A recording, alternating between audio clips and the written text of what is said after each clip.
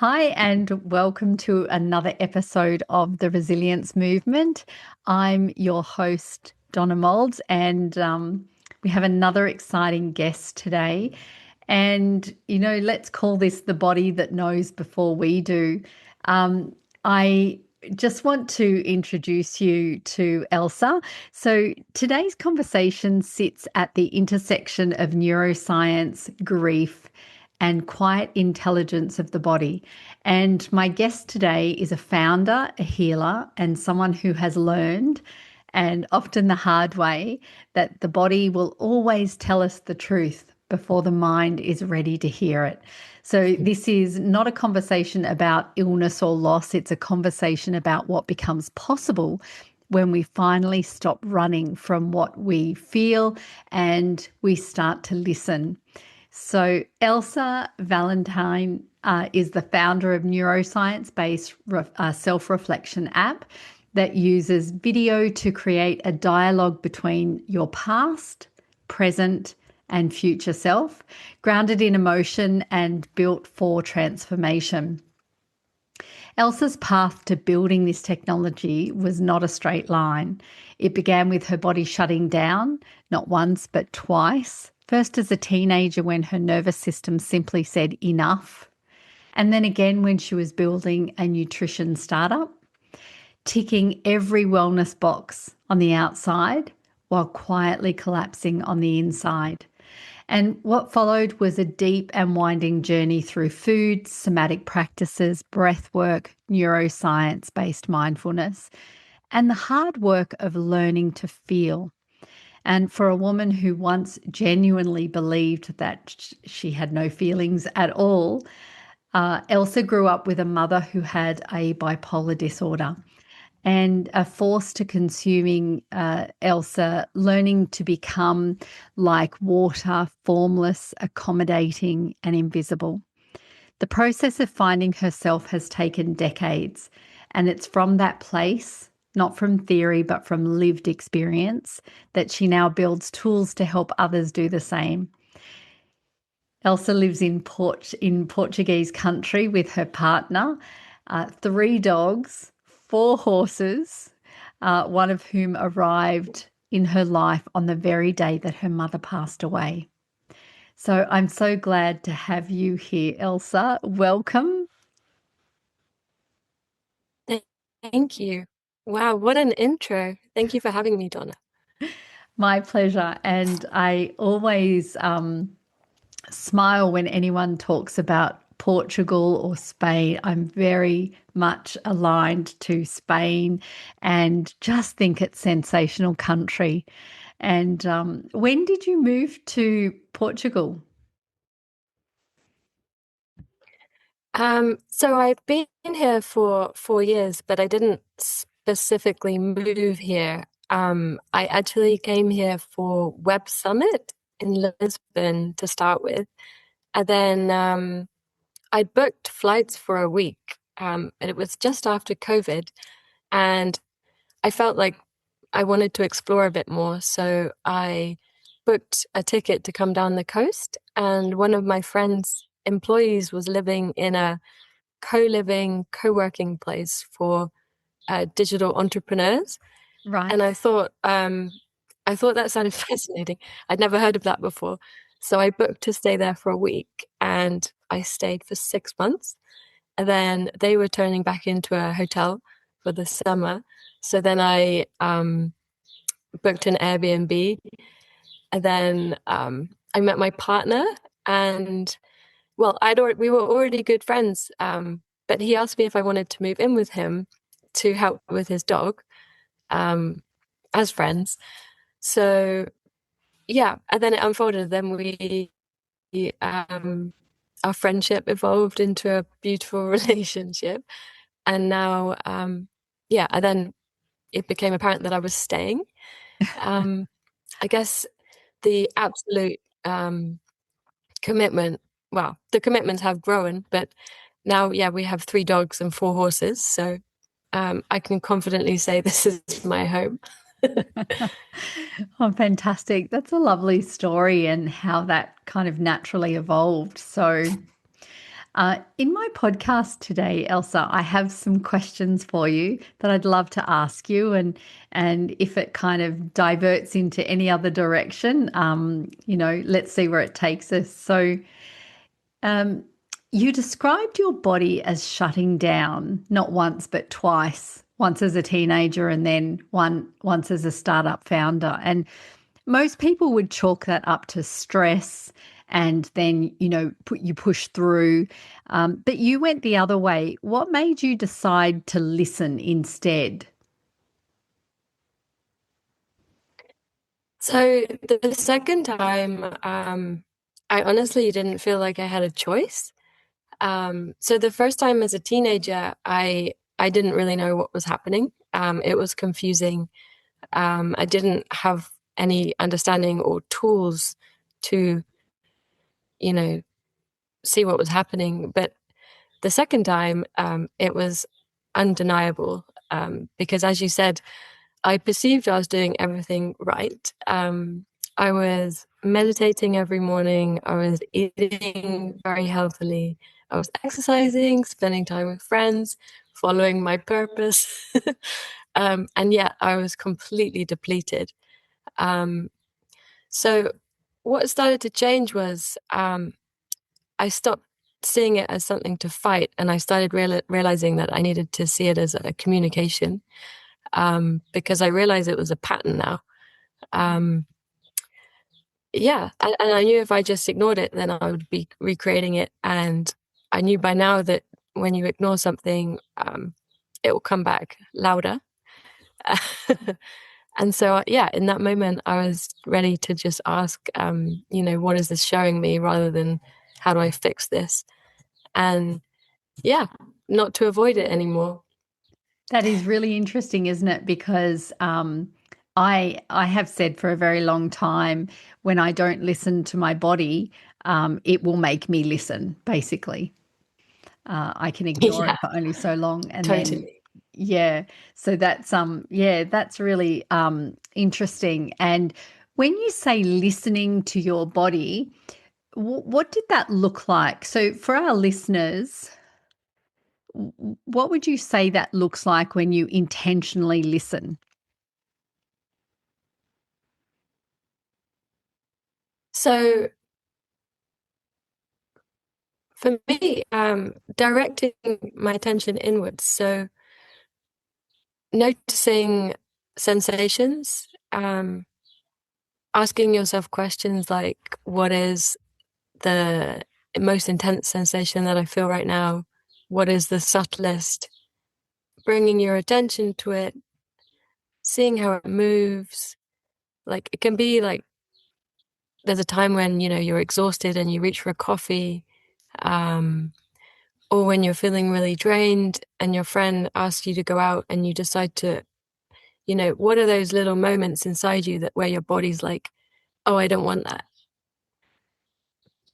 So for me, it was just learning to get out of my head and into my body, and like actually listen, because I guess those signals were there all along, but they became numbed out. Because when you don't listen, after a while, I guess, they just fade into the background.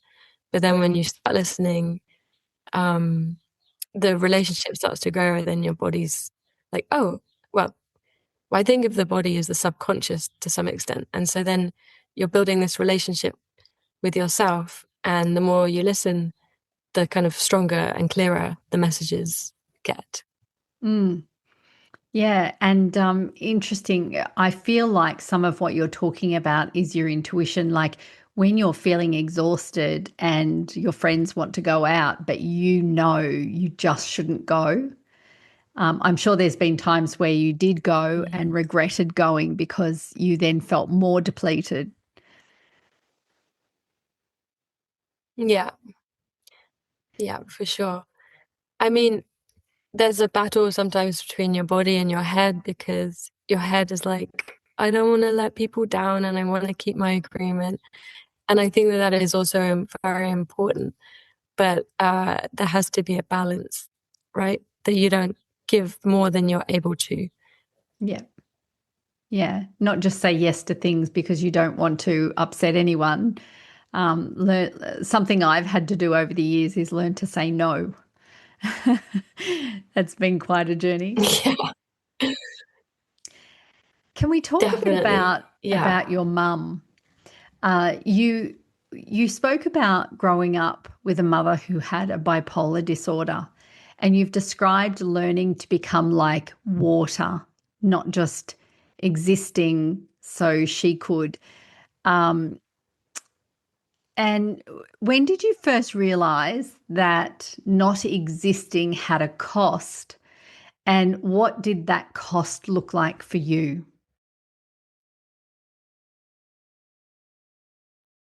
Well, it's very linked to what we were just saying.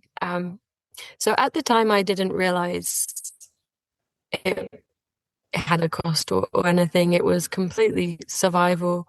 And I learned to be kind of grateful to my subconscious for protecting me in this way. So it was very adaptive. It really allowed me to survive in an environment that was very unpredictable. Um, but yeah, I mean, the cost only became visible later, when I realized, like, I actually didn't know how I felt about things, or I didn't seem to have an opinion. I was just able to respond to other people, or I could move through life effectively, but I didn't really have a strong sense of myself in it. I Mhm. was kind of there to serve, or I was, if someone was like, "What do you want to do?" I didn't really know. Um, I would have like very subtle whims or impulses that I would follow, but for the large part, I was kind of a blank slate. And yeah, so then I became very good at reading other people, Mhm. um, and having clarity about their needs, but not myself at all, or being aware of my own needs or emotions. Like I didn't think I had them, to be honest, for a while. Um, and how that really showed up was like overworking, overgiving, like we were saying, like just going too far, not having any boundaries, Mhm. um, having a very high tolerance for discomfort, because I didn't really put myself in the equation at all.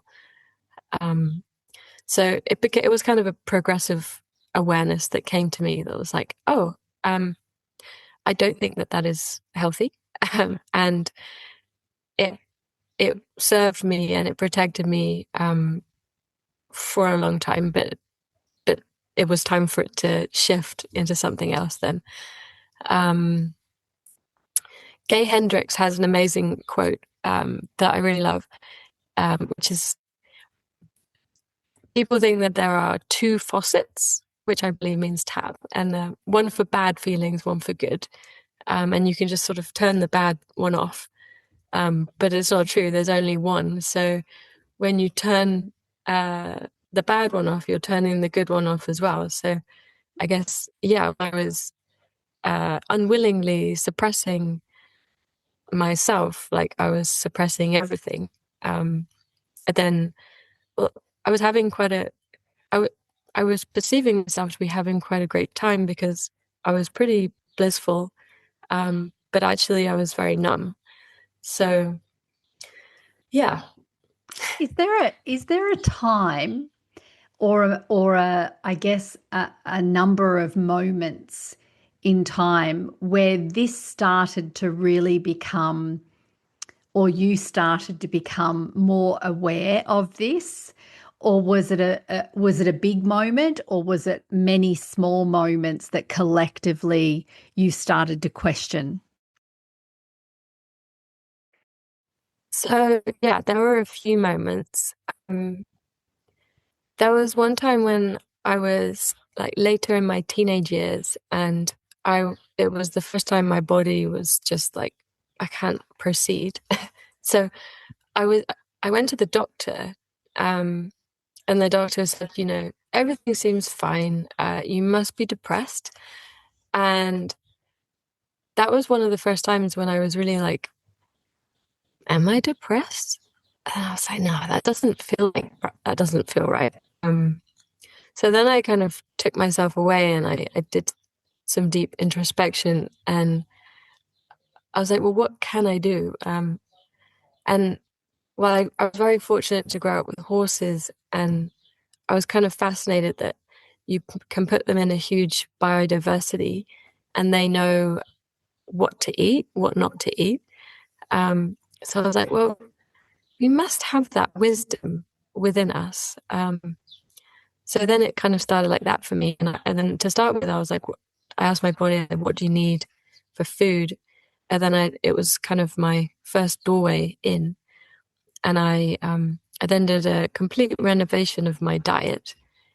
And my body must have been quite grateful because it started to feel better.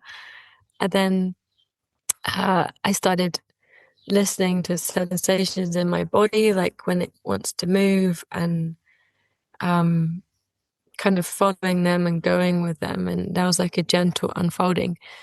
And then there was a big one when I started learning to dive.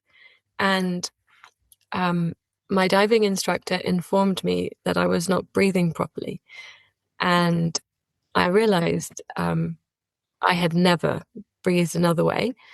Um, so that started a whole unfolding, because once I started, I mean, I couldn't even breathe, like down into my belly. But once I started really kind of focusing on that and trying to deepen my breath, um, all of these emotions, and it was like the faucet suddenly went, Wow. and I started experiencing a lot more intensity with like emotions and such. And yeah, it wasn't easy at first. I mean, it's been a process, but I was very grateful that I learned that blew my mind. And yeah, that was a very big moment there. Um, Breath yeah, work seems to and then be, it kind of just, sorry, Elsa, breath work, is that something that's a tool that you have really adapted into your day to day?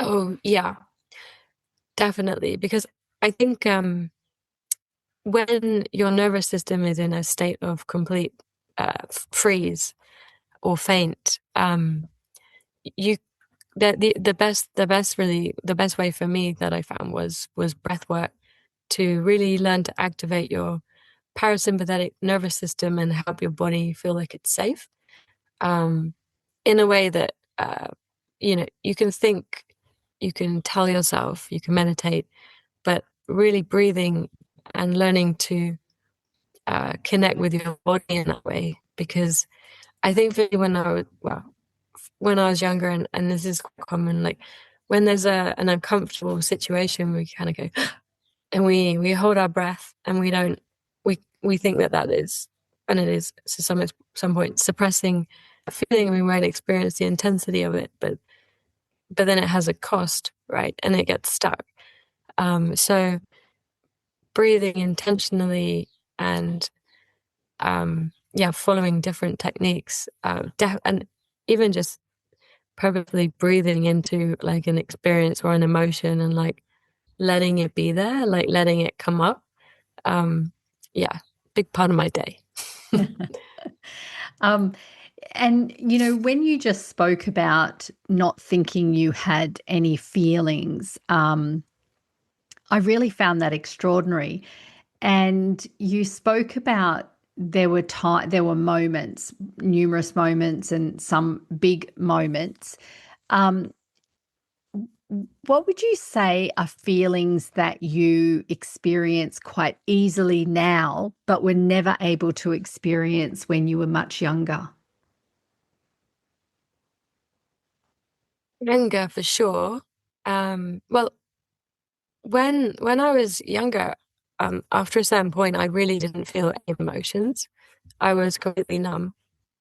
So all of them. But fear, fear was the first one that emerged. I kind of experienced just the panic, the anxiety, the terror that I had completely avoided. And then anger came later, and that was a harder one to like invite into my life because, well, many reasons. I mean, cultural, societal, kind of appropriations around anger. My mum had a absolute rage problem, and so I never experienced anger expressed in a healthy way. So I was kind of like, well, I don't want that. And I didn't realize that anger anger had a purpose, and it was there to protect us. And anger shows us like trespass and helps us create boundaries. And so over time, I learned that, yeah, it's actually a good thing. And then came the quest of kind of finding it in my body and allowing it to have a place. And I realized like where it is located in my um yeah, it's still like a process for me to like, learn how to say no, as you said, and trust it, allow it, be grateful for it even, and like kind of welcome it as part of the gang. Yeah. Yeah. Okay. And also guilt. Uh, yeah, I experienced a lot of guilt because, well, when I was younger, I had always done something wrong. So, and I found that within me, and I kind of feel like guilt is a mix of fear and anger. Um, so yeah. It's really interesting. I remember hearing from Brene Brown, who talked about naming emotions, and she was doing some research. And when people are asked to name emotions, they can get about 3 to 5. But the work that she was doing was talking, there's about 24, I think, that were on a particular list that they had defined as emotions that should be able to be, articulated and felt, described, Right. all of those things. And I have tested this over the years. When you ask people to name emotions, mostly they get to 3: angry, happy, sad. But rarely does someone get over 5. Mm. So let me ask you Yeah, now. it's interesting actually, and it's something that we've built into the app. Oh, I was just gonna say we have the emotion categories, like the main groups, and within that we have like so many synonyms and different words so that you can really explore. And I think for me that has also been a great part of the process. Yeah. I'm going to just apologize to listeners at the moment because I love technology, but we have some lag and some freezing happening. So I apologize to the listeners for this. Technology is out of our hands sometimes, so I'm going to bear with it and work through and see if we can keep going. But it certainly, yeah, is a little bit disruptive. So I apologize for that. But so, Elsa, your work is grounded in neuroscience, including the idea that we are deep inside, that when we're deep inside our emotions, we actually lose access to the memory of feeling the opposite. Can you explain what that means and why it changes the way we should talk to ourselves when things are hard? Yeah, so I think this was something that became really fascinating to me from observing my mother and then realizing that um, it exists to an extent within all of us, um, and then understanding and diving deeper into the neuroscience around this. So when we're in a strong emotional state, um, our brain becomes quite state dependent. So if you're feeling anxious or angry or overwhelmed, your brain is much better at accessing memories, thoughts, and sort of evidence to reinforce that and to match that state. And similarly, it finds it hard to remember when you felt another way. And so it's harder for you to access experiences when you felt calm or confident or clear or joyful. And so that's where, some people can tend to get stuck because we're trying to think our way out of a state. But our brain is deeply lodged in that emotion. And so it takes a lot more to access a memory that doesn't reinforce that current state. So it kind of, in that moment, it helps to remind yourself, like, this is not the whole picture. This is kind of what's happening, and just to allow yourself to be there, be with it. Because when you kind of deeply accept and allow a state, it can have space to shift. Then just to remind yourself, like, not to believe the story that your mind is telling you in that moment when it is kind of entrapped by that state. It's very interesting how the mind works, isn't it? Recently, I have been doing some more writing in my book. And when you go back to memories, it's so amazing to me how a memory from such a long time ago can still have a very clear effect or impact on the body. Especially whether it's a joyful memory or a not so nice memory, it's interesting that the impact it has. Yeah.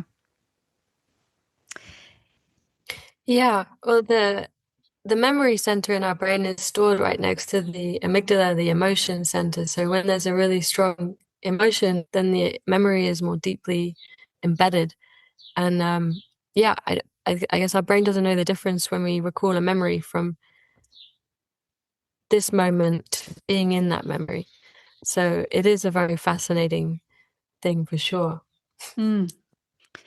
You mentioned that 100% responsibility, nothing more, nothing less, really resonated with you. That was a podcast I did some time ago. You also said you used to take way too much.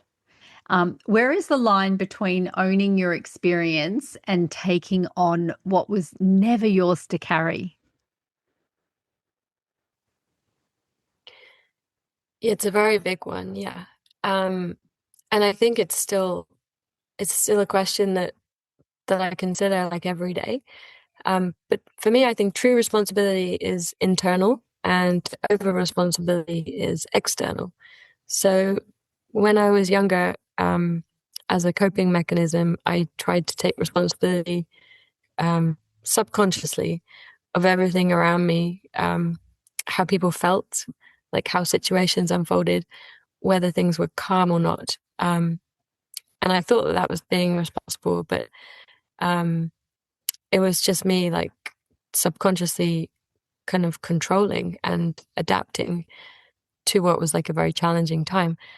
And then I think when I realized actually I'm only responsible for my own experience, for my internal world, for how I feel, for how I behave, I don't have any responsibility over how other people behave, how they feel, what they choose, what they think, any of it.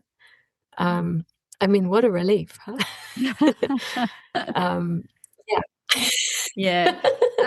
Look, when I first got that, I mean, taking 100% responsibility is a chapter that I was writing. I was actually finishing it off last week, and I had to think about moments where I really understood that and really took 100% responsibility again for my actions only. And Yeah. I feel like when you really get that, things can shift significantly. Um, and like you said, not taking responsibility for other people's actions. You know, if you've ever had in your life someone say to you, you made me angry, you made me sad, or you made me happy, or, you know, there's a whole lot of different language around that. And yeah, when you take responsibility, and you don't allow other people to blame you for something you have no control of either, it does shift. It really, really does shift. So, can we talk So about, much. Yeah. yeah, can we talk about your app? Um, so, your app creates a video dialogue between your past, present, and future self, which is quite a remarkable idea. Where did that come from? And is there a version of you from your past that you wish you could have shown to the future?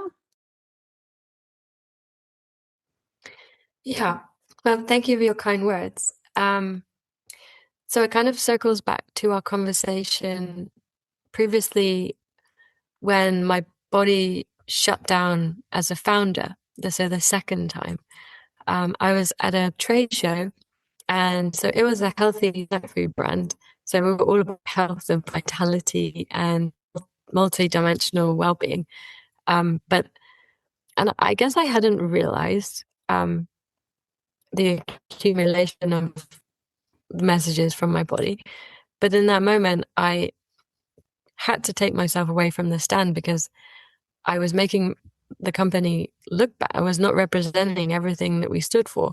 And I felt awful, to the point where I went to a cafe and I sat down, and the security guy was like, "Are you okay?"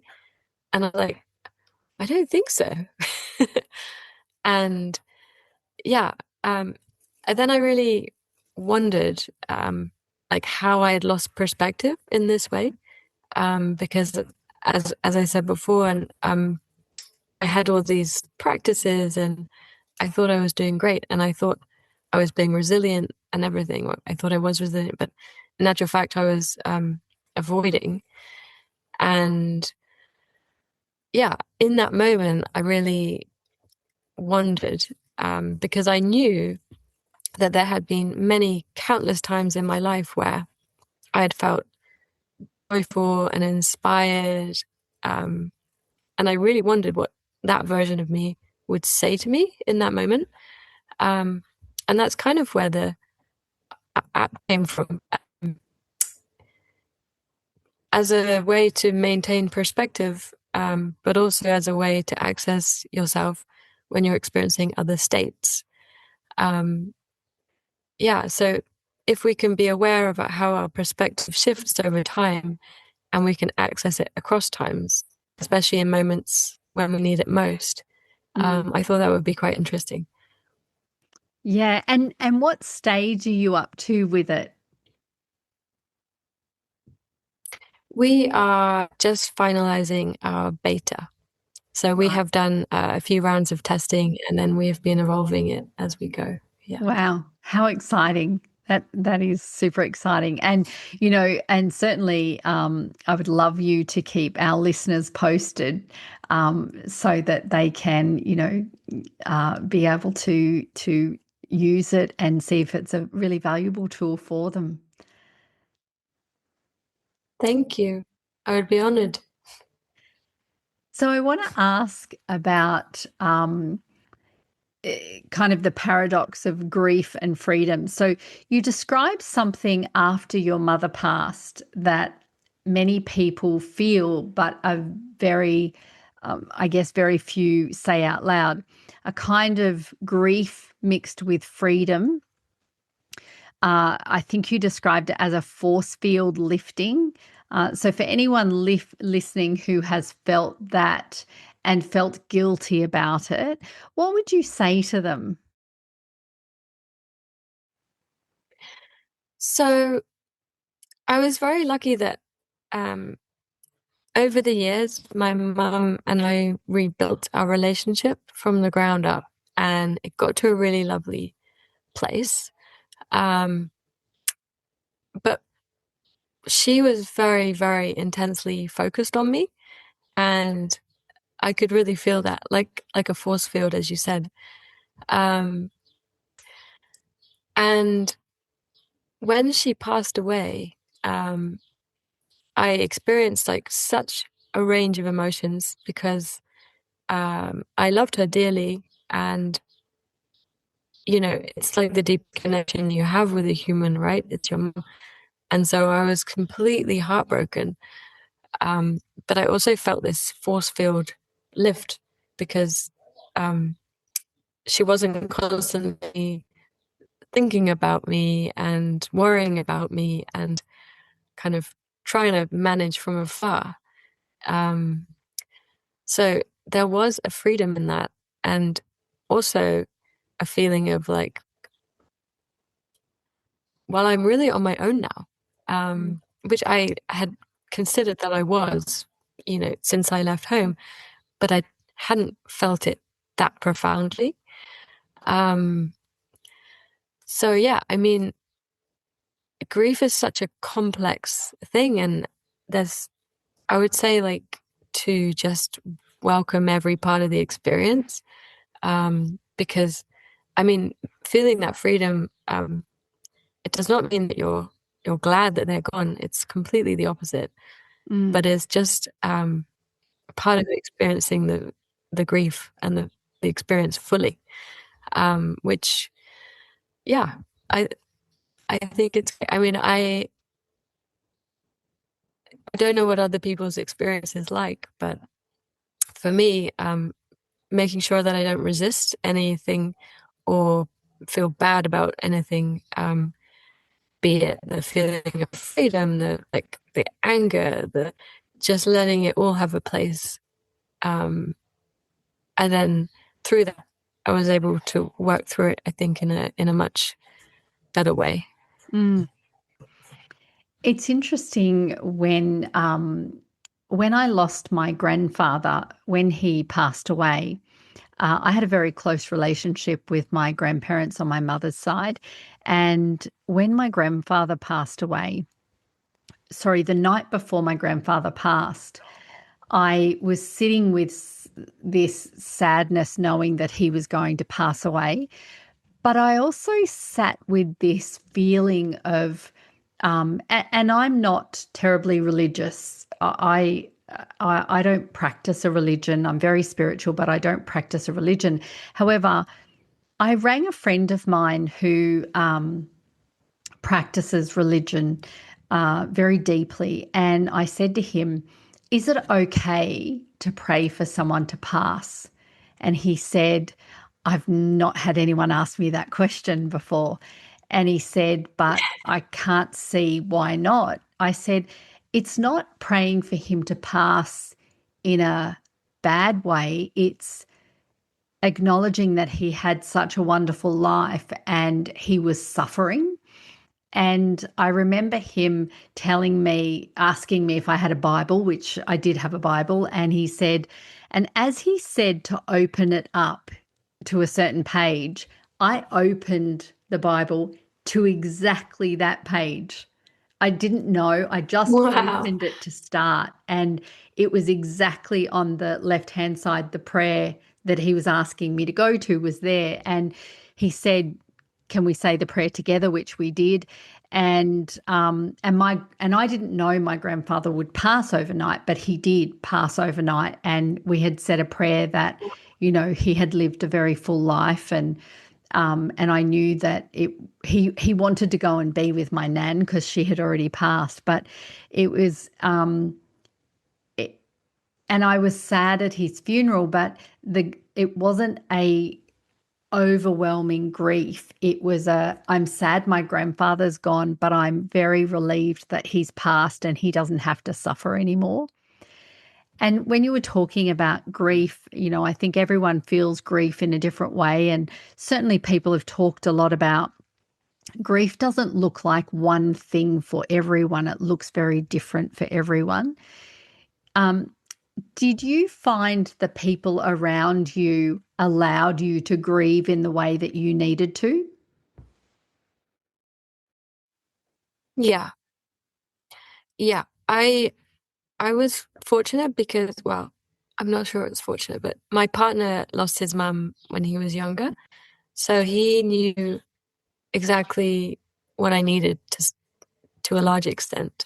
Mm, Um, and I'm very fortunate that my friends and my support group were just very compassionate and didn't try to navigate the situation in any way. They were just there. Um, I mean, people always feel uncomfortable, but I think, the best friends are the ones that are just willing just to sit with the discomfort and not try and fix it, not try and say the right thing, just to kind of like hold you as you go through your experience. Because like really you need to go through your experience. You need to experience it fully. And anyone that wants to sort of band-aid it or take you out of it is not helping you at all. mm, Um, and most of my friends understand that, so I was very grateful. Yeah. mm.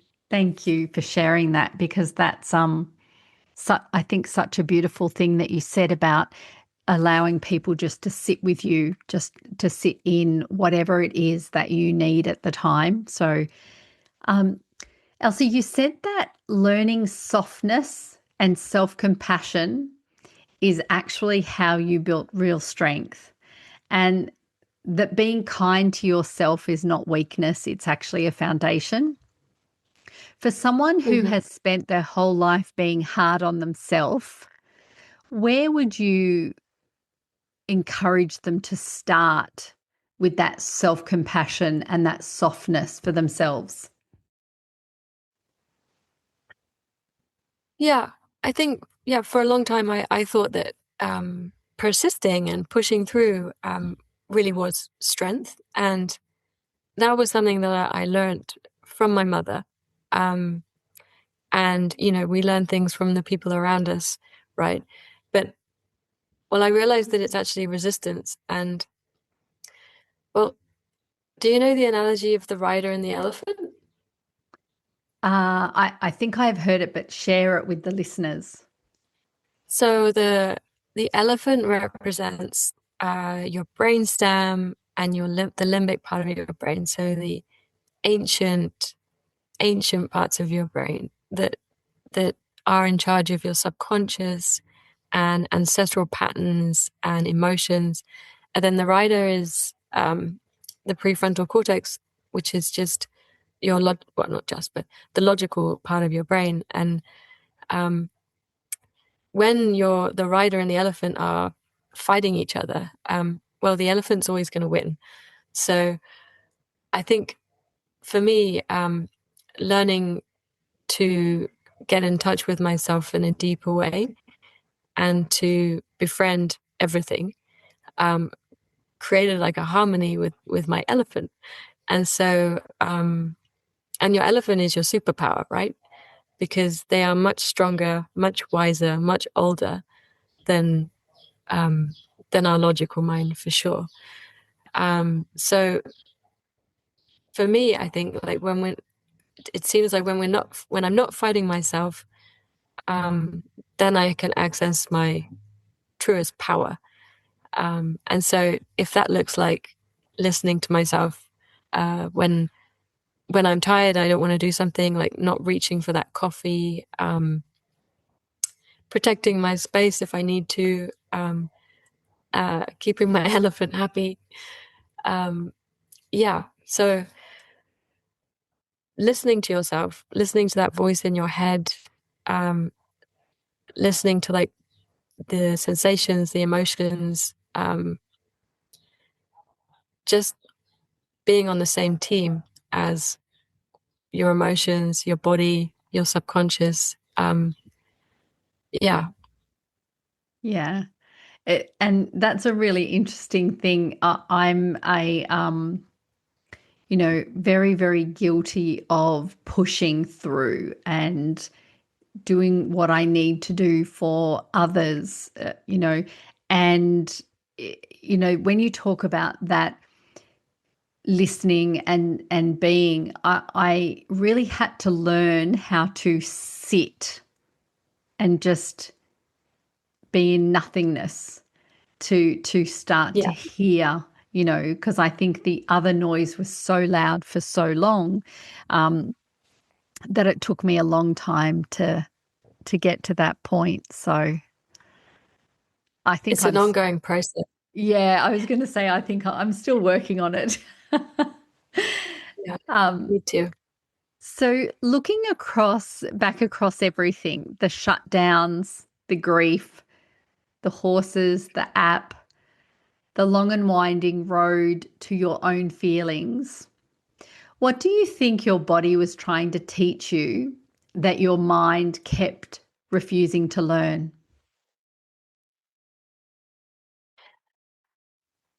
I think that most fundamentally boils down to listening, which has kind of been the recurring theme. Um, and also back to what I was saying about the rider and the elephant, like we can't override parts of ourselves.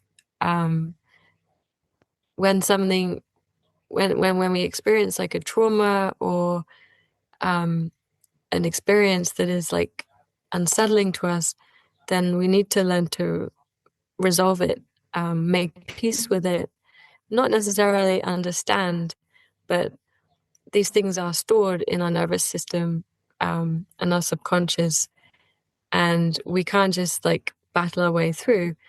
So I think my mind, um, my mind just wanted to just press on and just leave everything behind and assume that that was resolved because I had reconciled it in my head. Everything made sense. Like I was fine, but my body uh, didn't agree, and so it was a long kind of journey from my mind, from my head into my body, and realizing that the two can work together in synergy, and then I have like a much more amazing experience of life, right? A much richer experience. So more intensity, which can be challenging, but it is ultimately amazing. So yeah, just listen to it, listen to everything, and lean into it, go with it, um, do more of it, rather than being afraid and pushing things down. Because yeah, eventually it will come back up to the surface, and if you haven't listened once, twice, three times, the message gets more intense. And I wanted, I wanted to, I wanted to live in a line way. I wanted to be aware of my intuition and my sensitivity, and I thought I could just do that without resolving the past, but I couldn't. And now I know that bringing everything into the picture, that's when, like, that's when we have a much greater capacity for love, compassion, strength, because then we are like whole. Mm, yeah, for sure.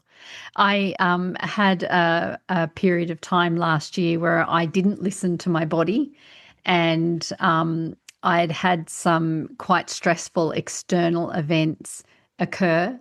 So my body said, I'm going to give you shingles, but not only am I going to give you shingles, I'm going to give it to you in your eyes so you can't see. And Oh, then you yeah. have to listen. Ooh. um, That's a very clear one. Yeah. yeah, yeah, that was a very big message for me. And yeah, it was truly scary. But like we know, when you won't listen to the body will make you listen. And that's exactly what happened. So not the kind of reminder I wanted, but yeah, it was a very interesting time. So Yeah. I We don't have always get what we want, but we get what we need, right? yeah, very much so. As you Mm. step deeper into your work with the app and your life in the Portuguese countryside, What does the next chapter of Elsa look like? And what are you most curious about? Well, I feel like so I just turned 36, and I was talking with a friend about it, and well, they said, "Would you want to go back in time?" And I thought, no, like this is incredible because of all of the learnings and work that I have done, and I still have so much, but um, there's this feeling of completeness, and I'm very excited to build my business from like a sustainable and aligned place rather than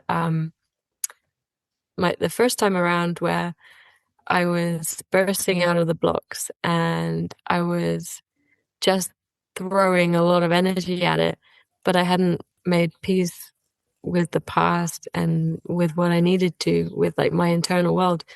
So I'm really excited to create from this space and just to see what happens. I'm very curious to see what happens. Um, I'm also like diving deeper into um, the workings of the mind and the subconscious and the nervous system. That brings me a lot of curiosity at the moment. The next chapter, I hopefully have my first foal on the way. Oh, So wow. my first dream was to breed horses, and through uh, through finding my horse, I found the breed that I absolutely love. It's the Lusitano. They're actually bred to be war horses. So Wow. they're incredibly sensitive. Like the level of sensitivity is like nothing I've experienced, but they're so tough and resilient and powerful. Mhm. Um, and so, yeah, I, I've started my little breeding program, and so that's very exciting.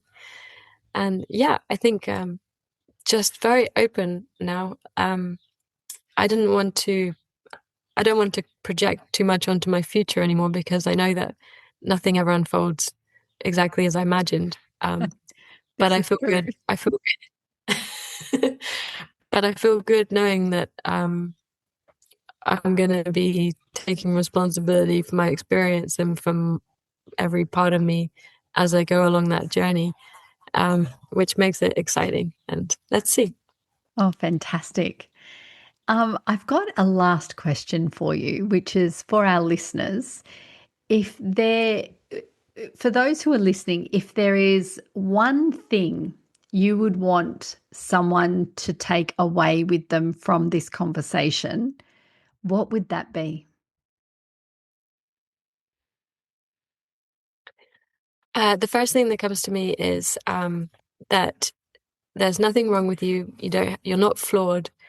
Um, Learn to embrace every part of you, even the things that don't seem right, or like embrace every part of yourself with compassion and curiosity rather than judgment, and just lean into it more because when we lean into something that we feel is uncomfortable or intense in a way that we don't like, when we fully allow it and accept it, then quite often a doorway opens in the back of it into a new experience.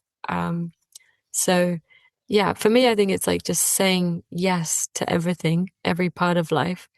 And yeah, if in doubt, invite it in more and explore it more and see where that takes you with, with compassion and curiosity. I love that. Compassion and curiosity. Wow. Thank you. Look, Elsa, thank you so much. The courage it takes to build something, especially from your own healing, and also trusting us with parts of your journey that I know weren't easy. The conversation will stay with people long after they stop listening. And I'm just so grateful to have had you here. So thank you so much for joining us. Thank you so much, Donna. Thank you. Amazing questions, and yeah, your your experience and wisdom is really beautiful. And Oh, thank you yeah, so thank you for much. the opportunity.